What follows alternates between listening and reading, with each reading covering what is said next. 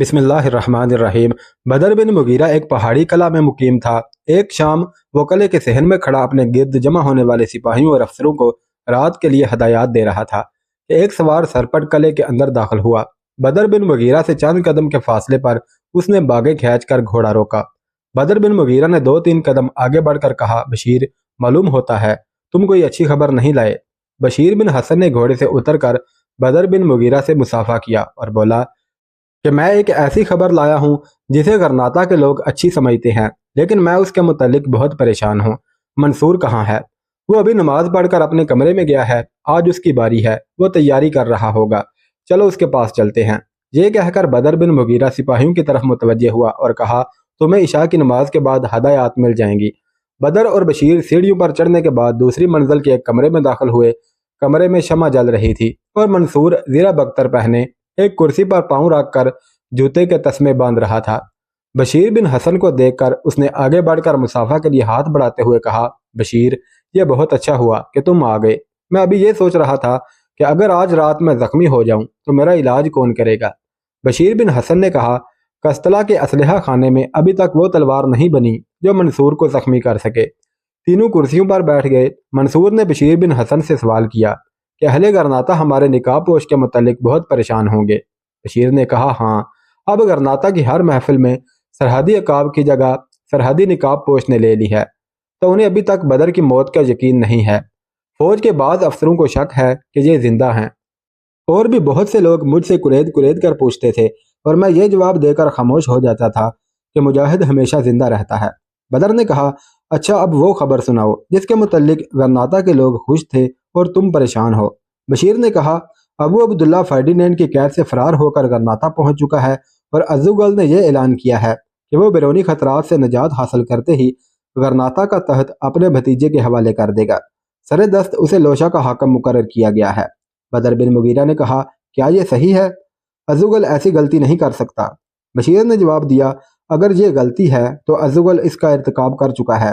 मैं अबू मोहसन से मिला था, वो ये कहता था कि सरहद पर हमला करने से पहले वो फर्डिनेंड की पनाह लेने के लिए तैयारियां कर रहा था। हालात की मजबूरी ने उसे रजाकारों की सफ में ला खड़ा किया था। उसकी नीयत पर मैं शक नहीं करता, लेकिन वो एक मतलून मिजाज नौजवान है।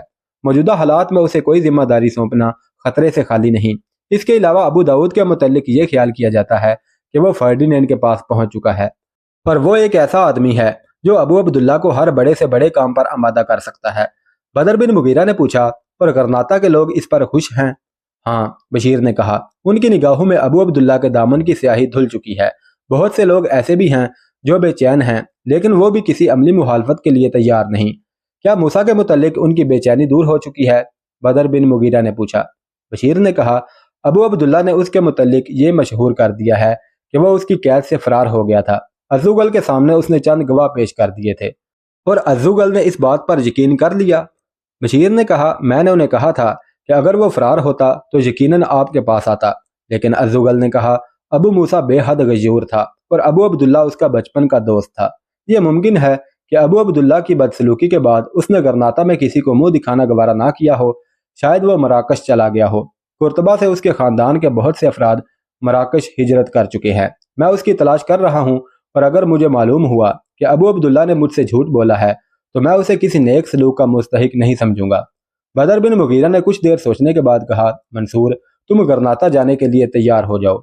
मंसूर ने जवाब दिया, लेकिन मैं तो हमले की तैयारी कर चुका हूँ और सरहद पर सिपाही मेरा इंतजार कर रहे होंगे। तुम्हारी जगह मैं चला जाऊंगा। बदर बिन मुगीरा ने कहा, लेकिन आपको आराम की जरूरत है। मंसूर ने कहा, आप कल सारी रात घोड़े पर थे। बदर ने कहा, तुम्हारा फौरन गरनाता पहुंचना जरूरी है। अज़ुगल के पास मेरा खत ले जाओ। उसे हमारी तरफ से साफ अल्फाज में कह दो कि हमारी जंग किसी सुल्तान, अमीर या बादशाह के लिए ना थी। हमारी कुर्बानियों का मकसद सिर्फ ये था कि हम गरनाता को अपना दिफाई मोर्चा बनाकर अपने मुंतशर शराजे को इकट्ठा करें और बाकी उंदलस के मजलूम और बेकस मुसलमानों को नुसरानियों की गुलामी से नजात दिलाएं। अबू अल हसन और उसके बाद हमने अज़ुगल को अपना अमीर इसी मकसद के लिए तस्लीम किया था, लेकिन अबू अब्दुल्ला को आजमाया जा चुका है। एक चचा की हैसियत में अज़ुगल को यह हक है कि वो अपने नालायक भतीजे की हर खता माफ कर दे, लेकिन उसे यह हक नहीं दिया जा सकता कि वो कौम से ये कहे कि ये मिलत फरोश तौबा कर चुका है, इसलिए उसे अपना हाकम तस्लीम कर लो। अज़ुगल से कहो कि अगर अबू अब्दुल्ला खलूस दिल से ताब हो चुका है تو بھی وہ ایک بے جان لاشا ہے، اور وہ اس لاشے کو اس قوم کے کندھوں پر نہ لا دے جو موت و حیات کی کشمکش میں مبتلا ہے۔ وہ اپنی زندگی میں اپنا فرض پورا کرے اور اپنے بعد امیر کا انتخاب ان لوگوں پر چھوڑ دے جو غرناطہ کی آزادی اور مسلمانوں کی ناموس کے لیے اپنی جانیں پیش کر چکے ہیں۔ مجھے ابو عبداللہ پر یقین نہیں ہے، اس نے مجھے دھوکہ دے کر قتل کرنے کی کوشش کی تھی۔ میں اسے معاف کر سکتا ہوں، لیکن میں قوم کی امانت اس شخص کے سپرد کرنے کے خلاف ہوں جو اسے ایک بار دھوکہ دے چکا ہو۔ اگر ابو عبداللہ نے سرحد سے چند عیسائی حملہ آوروں کو نکال کر تبدیلی قلب کا ثبوت دیا ہے تو اس کا زیادہ سے زیادہ صلہ یہ ہو سکتا ہے کہ اسے اس کی گزشتہ خطاؤں کی سزا نہ دی جائے، لیکن اسے لوشا کا حاکم بنانا اور غرناطہ کے تحت کا وارث تسلیم کر لینا ایک ایسا انعام ہے جس کا وہ کسی صورت میں مستحق نہیں۔ منصور نے کہا، میں جانتا ہوں عزوگل کیا جواب دے گا۔ وہ یہ کہے گا کہ اگر میں ابو عبداللہ کے ساتھ فیاضانہ برتاؤ نہ کرتا تو لوگ یہ کہتے کہ میری جدوجہد ذاتی اقتدار کے لیے تھی، اس کے علاوہ میں انتشار سے ڈرتا ہوں۔ ابو عبداللہ کے حامی غرناطہ میں خانہ جنگی شروع کروا دیں گے۔ بدر بن مغیرہ نے کہا، ابو عبداللہ کے ساتھ اس سے زیادہ فیاضانہ برتاؤ اور کیا ہو سکتا تھا کہ اس کے گلے میں پھندا ڈال کر اسے غرناطہ کے بازاروں میں نہیں گھسیٹا گیا۔ عزوگل سے کہو کہ وہ ایسے لوگوں کی رائے کو کوئی وقت نہ دے جن کی خود فریبی کا یہ عالم ہے کہ وہ ایک آزمائے ہوئے غدار سے تعمیر ملت کا کام لینا چاہتے ہیں، اور اتحاد کا یہ مطلب نہیں کہ گھوڑے اور گدھے کو ایک ہی بھگی میں جوت دیا جائے۔ اگر 50 سپاہی اپنے کندھوں پر 50 لاشیں اٹھا لیں تو وہ 100 سپاہی نہیں بن جاتے۔ خانہ جنگی کو روکنے کا یہ طریقہ نہیں کہ نااہل آدمیوں کے ہاتھوں میں اقتدار سونپ دیا جائے، بلکہ اس کا علاج یہ ہے کہ ایسی رائے عامہ پیدا کی جائے کہ نااہل لوگ اقتدار کی کرسیوں کی طرف دیکھنے کی جرت بھی نہ کریں۔ وہ قوم جو زندہ رہنا چاہتی ہو غداروں کی سرکوبی کرتی ہے، انہیں رشوتیں دے کر خوش نہیں کرتی۔ منصور نے کہا، آپ خط لکھیں، میں غرناطہ جانے کے لیے تیار ہوں۔ چند دن بعد منصور عزوگل کی طرف سے بدر بن مغیرہ کے خط کا یہ جواب لایا، میرے عزیز، تمہارا خط مجھے اس وقت ملا جب ابو عبداللہ ہم پر آخری ضرب لگا چکا تھا۔ ابو عبداللہ نے لوشا دشمن کے حوالے کر دیا ہے اور فرڈینینڈ کے 8000 سپاہی اس شہر میں داخل ہو چکے ہیں۔ میری نیت بری نہ تھی، لیکن شاید قدرت سیاسی غلطیاں معاف نہیں کرتی۔ تمہارے سامنے اور قوم کے سامنے میرے پاس ندامت کے آنسوؤں کے سوا کچھ نہیں۔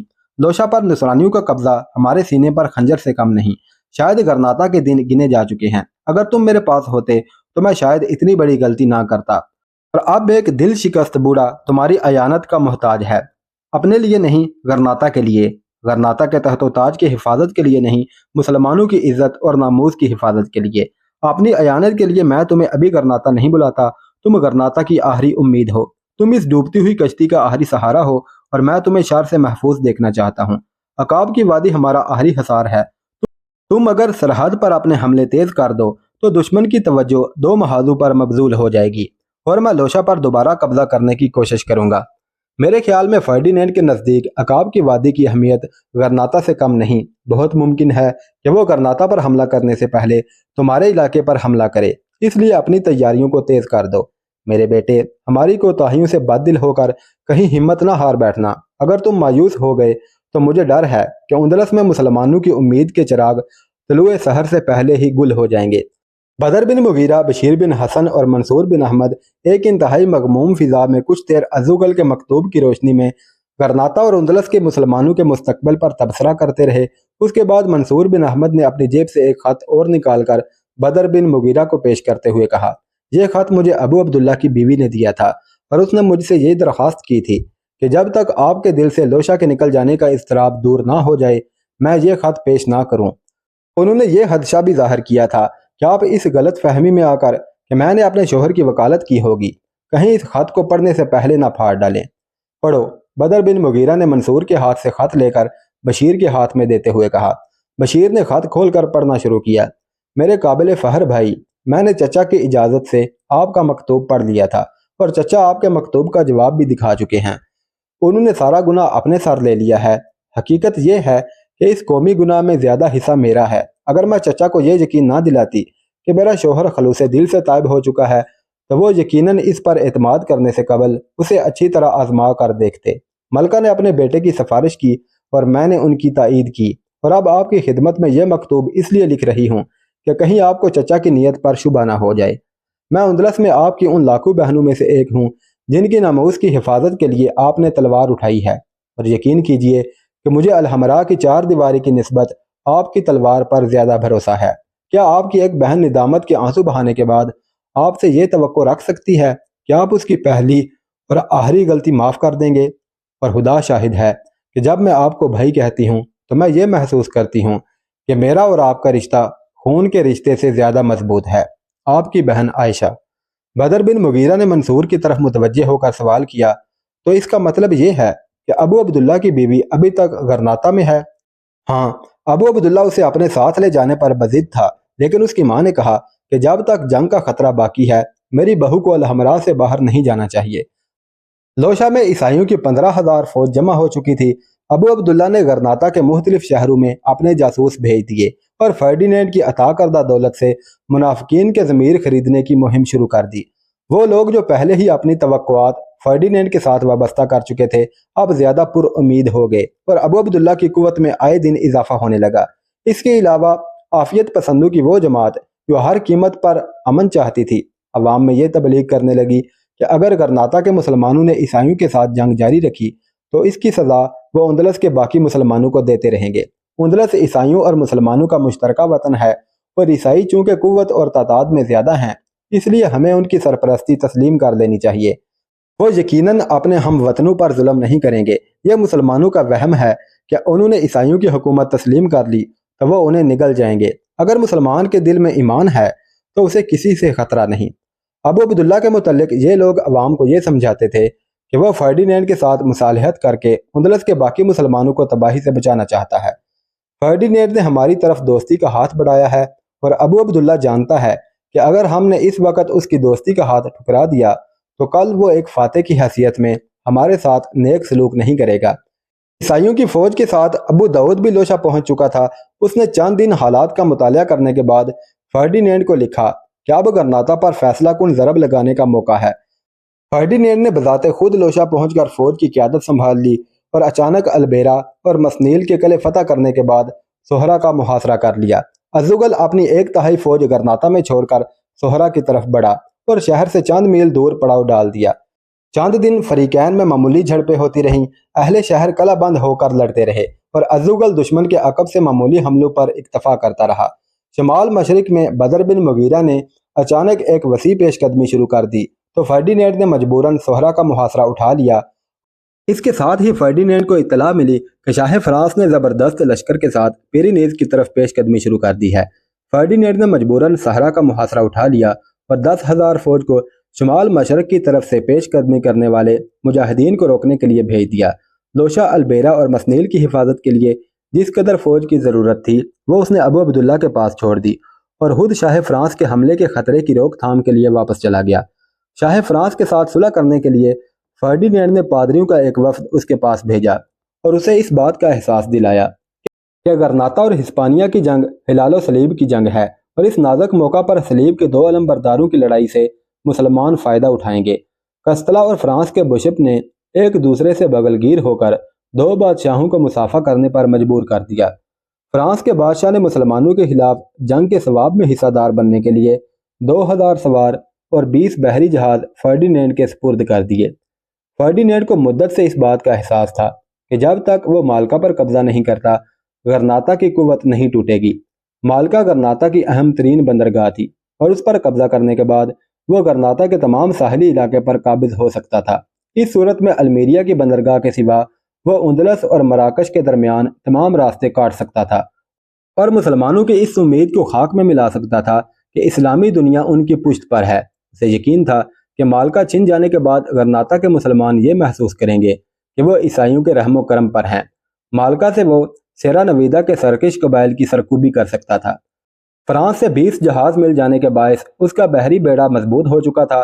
اس نے ابو عبداللہ کو لکھا کہ میری فوج اچانک مالکا پر حملہ کرے گی اور مالکا کی اہمیت کے پیش نظر ازوغل فوراً غرناطہ چھوڑ کر وہاں پہنچنے کی کوشش کرے گا اور تم کسی مزاحمت کے بغیر غرناطہ پر قبضہ کر سکو گے۔ چند دنوں کے بعد فرڈینینڈ کا بحری بیڑا مالکا کی طرف روانہ ہو چکا تھا اور وہ خود بھی فوج کے ساتھ جنوب مغرب سے ایک لمبا چکر کاٹنے کے بعد مالکا کا رخ کر رہا تھا۔ مالکا پر بحری حملہ اس قدر غیر متوقع تھا کہ نصرانی فوج نے معمولی مزاحمت کے بغیر ساحل پر اتر کر شہر کا محاصرہ کر لیا۔ ازوغل کی ساری توجہ لوشا کی طرف تھی۔ اسے اچانک مالکا کے محاصرے کی خبر ملی تو اس نے غرناطہ کو مٹھی بھر سپاہیوں کی حفاظت میں چھوڑ کر مالکا کا رخ کیا۔ لیکن وہ ابھی مالکا سے ایک منزل دور ہی تھا کہ اسے یہ اطلاع ملی کہ ابو عبداللہ 8,000 فوج کے ساتھ غرناطہ کا رخ کر رہا ہے۔ وہ مایوسی کی حالت میں اپنی فوج کا بیشتر حصہ مالکا کی طرف روانہ کر کے غرناطہ لوٹ آیا، لیکن اس کے پہنچنے سے پہلے غداروں کی جماعت ابو عبداللہ کے لیے شہر کے دروازے کھول چکی تھی اور الحمراء پر ابو عبداللہ کا جھنڈا لہرا رہا تھا۔ ازوغل نے شکستہ دل ہو کر پھر مالکا کا رخ کیا، لیکن دغا باز بھتیجے نے اس کی فوج کی معمولی تعداد سے باخبر ہوتے ہی اس پر عقب سے حملہ کر دیا۔ ازوغل کے سپاہی بہادری سے لڑے، لیکن جب انہوں نے دیکھا کہ ان کی تلواریں فقط نصرانیوں کے ساتھ ہی نہیں بلکہ اپنے بھائیوں کی تلواروں کے ساتھ بھی ٹکرا رہی ہیں تو وہ دیر تک ثابت قدم نہ رہ سکے۔ ازوغل نے شکست کھا کر الپکسرا کے علاقے میں پناہ لی۔ اگلے دن اسے خبر ملی کہ مالکا کے راستے میں اس کی باقی فوج فرڈینینڈ کے ہاتھوں شکست کھا چکی ہے اور مالکا اور اس کے درمیان خشکی اور سمندر کے تمام راستے بند ہو چکے ہیں۔ الپکسرا کے جنگجو قبائل کی ایک مختصر سی فوج منظم کرنے کے بعد ازوغل نے بسط کو اپنا مستقر بنا لیا۔ مالکا میں ازیغری نے ڈٹ کر مقابلہ کیا، لیکن ایک ماہ تک رسد اور کمک نہ ملنے کے باعث لوگ بے بس ہو گئے۔ ازوغل نے چند بار پہاڑوں سے نکل کر مالکا کی طرف پیش قدمی کی، لیکن میدان میں فرڈینینڈ کے لشکر جرار کے سامنے اس کی پیش نہ گئی۔ بدر بن مغیرہ نے بھی اپنے حملوں کا رخ شمال مشرق کی بجائے جنوب مشرق کی طرف پھیر دیا، لیکن فرڈینینڈ کی ٹڈی دل فوج کو معمولی نقصانات بدحواس نہ کر سکے اور فرڈینینڈ نے اپنے گزشتہ تلخ تجربات کے پیش نظر اپنی فوج کو آگے بڑھ کر اس کے حملوں کا جواب دینے کی اجازت نہ دی۔ اہل مالکا کی حالت نازک ہو چکی تھی، بھوک سے مرتے ہوئے لوگ ہتھیار ڈالنے کے حق میں ہو رہے تھے، لیکن ازیغری نے ہمت نہ ہاری۔ صلح پسندوں کے سامنے اس کا ایک ہی جواب تھا: دشمن میری لاش کو روندے بغیر شہر میں داخل نہیں ہو سکتا۔ جب سپاہی حوصلہ ہار دیتے تھے اس کی تقریر ان کی روح تازہ کر دیتی، لیکن جب مالکا کے ہر افق پر تاریکی کے سوا کچھ نظر نہیں آتا تھا تو شہری آبادی کی طرح فوج میں بھی پھوٹ پڑ گئی۔ چند غداروں نے فرڈینینڈ سے ساز باز کر کے شہر کے دروازے کھول دیے اور ازیغری کو گرفتار کر کے دشمن کے حوالے کر دیا۔ فرڈینینڈ کے حکم سے ازیغری کو بدترین اذیتیں دے کر قتل کیا گیا۔ اس کے بعد اہل مالکا نے دہشت اور بربریت کا وہ دور دیکھا جو ان کے وہم و گمان میں بھی نہ تھا۔ فرڈینینڈ کی فوج کے سپاہیوں نے فتح کے نشے کے بعد شراب کے نشے میں مدہوش ہو کر مالکا میں قیامت برپا کر دی۔ عورتوں کو گھروں سے گھسیٹ کر بازار میں لایا گیا، انہیں سور کا گوشت کھانے اور شراب پینے پر مجبور کیا گیا اور بنوک شمشیر یہ سمجھایا گیا کہ فاتح کے ہر حکم کی تعمیل مفتوح پر فرض ہے۔ جن مردوں نے اپنی غیرت کا مظاہرہ کیا انہیں زندہ جلانے کی سزا دی گئی، اور جب وہ لوگ جنہوں نے ازیغری سے غداری کر کے دشمن کے لیے شہر کے دروازے کھولے تھے فرڈینینڈ کے پاس شکایت لے کر گئے تو اس نے جواب دیا کہ مالکا اندلس کا دروازہ ہے، میں اسے دشمن کے وجود سے پاک دیکھنا چاہتا ہوں۔ اگر تمہارے لیے میری فوج کا سلوک ناقابل برداشت ہے تو تم شہر کو چھوڑ کر جا سکتے ہو، اگر تم سے کوئی مراکش جانا چاہے تو میرے جہاز موجود ہیں۔ مالکا چھن جانے کے بعد غرناطہ کی سلطنت کا تمام حصہ عیسائیوں کے قبضے میں آ گیا اور جنوب میں مالکا کے آس پاس ساحلی علاقے کے شہر بھی ان کے قبضے میں چلے گئے۔